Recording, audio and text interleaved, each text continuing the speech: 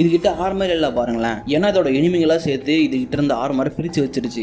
அதனால இது பலமே இல்லாம தான் ஒரு வேஸ்ட், தன்னால யாருக்குமே எந்த ஒரு பிரயோஜனமும் இல்லை அப்படின்னு சொல்லிட்டு அந்த ஆசனோட கப்பல்ல அது வேலை செஞ்சுட்டு இருக்கும். நிலக்கரியெல்லாம் அள்ளி போட்டுக்கிட்டு. கூடவே அது பனிக்கரடியோட ராஜாவோட போட்டியில கலந்துருக்கும். அதாவது பனிக்கரடிக்குள்ளே போட்டி நடக்கும். அந்த போட்டியில யார் ஜெயிக்கிறாங்களோ அவங்க அந்த பனிக்கரடிங்களோட ராஜாவா மாறலாம். அந்த போட்டியில தோத்து இருக்கும். இது அந்த போட்டியில ஜெயிச்ச கரடி தான் இதுகிட்ட இருந்து ஆர்மரை பறிச்சு இந்த கரடியை நாடு கடத்திருந்திருக்கும். அந்த ஜெயிச்ச கரையை பழி வாங்கணும் அப்படின்றத இதோட வாழ்நாள் லட்சியமாவே இருந்துட்டு இருக்கும். ஆனா அந்த ஆர்மர் இல்லாதனால அந்த கரடி தன்னை தானே ஒரு வேஸ்ட் பீஸ் நினைச்சிட்டு இருக்குமா. இதை புரிஞ்சுட்டு லாரா என்ன பண்றான், அந்த கோல்டன் காம்பஸ் எடுக்கிறா. அந்த கரடியோட ஆர்மரை தேடுறதுக்காக கொஸ்டின் கேட்கறா அந்த காம்பஸ் கிட்ட. உடனே அந்த காம்பஸ் சொல்லுது இந்த ஊருக்கு மியூசியத்துல தான் அதோட ஆர்மர் இருக்கு அப்படின்னு. இதை லாரா அந்த கரடியோட சொன்ன உடனே அடிச்சு பிடிச்சி ஓடி போயிட்டு அந்த மியூசியத்தையே உடச்சி அந்த கரடி அதோட ஆர்மர் எடுத்துட்டு வெளியே வருது. தொலைஞ்சு போன அந்த ஆர்மரை லாரா தானே கண்டுபிடிச்சு கொடுத்தா. அதனால அந்த கரடி என்ன சொல்லுது, நீ தான் என்னோட மாஸ்டர், இனிமே நான் வாழ போற வாழ்க்கை உனக்கானது, நான் உனக்காக என்ன வேணா செய்ய தயாரா இருக்கேன் அப்படின்னு அந்த கரடி சொல்ல லாரா அந்த கரடியை கூட்டிட்டு